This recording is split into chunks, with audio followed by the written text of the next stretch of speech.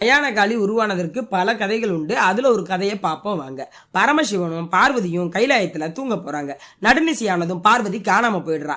இது பல நாளா தொடருது. ஒரு நாள் தான் பக்கத்துல பார்வதி இல்லாம இருக்கிறத கவனிச்ச சிவன் பார்வதியை தேடி போறாரு.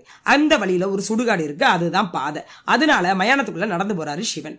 அங்க அவர் கண்ட காட்சி அவர் திடுக்கிட செய்யுது. ஏன்னா அங்க பார்வதி தேவி கருப்பு உட அணிஞ்சு தான் மடியில பிணத்தை வச்சு தலைவிரி கோலமா கோர பற்கள்ல மனித மாமிசத்தை ரத்தம் சொட்ட சொட்ட ரசிச்சு சாப்பிட்டு இருக்கா. இதை கண்ட சிவன் எதுவுமே பேசாம கைலாயம் திரும்புறாருங்க. பொழுது விடியும் சமயம் பார்வதி பக்கத்துல வந்து தூங்கி போறா. சிவன் மறுநாள் பார்க்கிறாரு, தேவியை காணல. பின் சென்று பார்க்க இதே நிலைதான் நீடிக்குது. இது தொடர்கதையா இருக்கு. இதை தடுக்க நினைச்ச சிவன் ஒரு நாள் பார்வதி தேவி பின்னாடி சென்று கையும் களவுமா பிடிக்கிறாரு. இதை சற்றுமே எதிர்பார்க்காத பார்வதி தேவி தன்னை இந்த கோணத்துல கணவன் கண்டது ஓ அப்படின்னு கத்தி ஓலமிட்டு அழுகிறா. பின்னர் எம்பெருமானை, என்னால் இந்த நிலையை தடுக்கவே முடியல. இரவானா எனக்குள்ள ஒரு பசி வருது. அந்த பசிக்கு நான் என்ன சாப்பிட்டாலும் பத்துறது. எனவேதான் இந்த மயானம் பக்கம் நடந்து வந்தேன். இங்கு எரிகின்ற இந்த மனித பிணத்தை நான் சாப்பிட ஆரம்பிச்சேன். என் பசியும் தீர்ந்துடுது. யாருக்கும் எந்த தீங்கும் இல்ல. இதே பசியோட நான் ஊருக்குள்ள போனா அங்க இருக்கும் மனிதர்களை நான் அடிச்சு சாப்பிட்டுருவேன். அது மகா பாவம் தானே அப்படின்னு சொல்லி சிவனோட காலில் விழுந்து அழுகிறா. எனக்குள்ள ஏன் இந்த மாற்றம் அப்படின்னு எனக்கே தெரியல என்று கூறி சிவனோட காலில் விழுந்து அழுது புலம்புறா.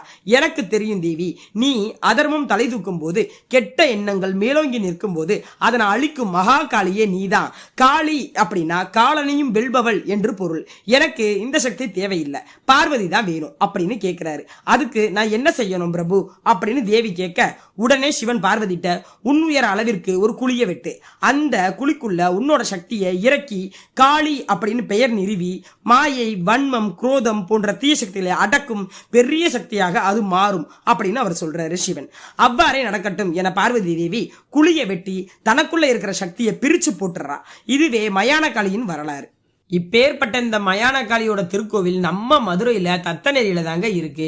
இந்த கோயிலுக்கு போய் அம்மனை தரிசனம் பண்ணிட்டு செவ்வரளி பூ வாங்கி கொடுக்கலாம். அல்லது சிகப்பு ஒற்றை செம்பருத்தி இருக்கு இல்லையா, அது 31 வச்சு பூ மாலையா கட்டி அம்மனுக்கு கொண்டு போய் கொடுக்கலாம். அப்படி இல்லை அப்படின்னா உங்க வீட்டுல வந்து எதிர்மறை ஆற்றல் அதிகமா இருக்கு, எங்களால நிம்மதியா தூங்க முடியல அப்படின்னு நினைக்கக்கூடியவங்க இந்த மயானகாளியின் பாதத்துல வச்ச எலும்புச்சம்பளத்தை வாங்கி கொண்டு போய் நிலவாசல்ல கட்டலாம்.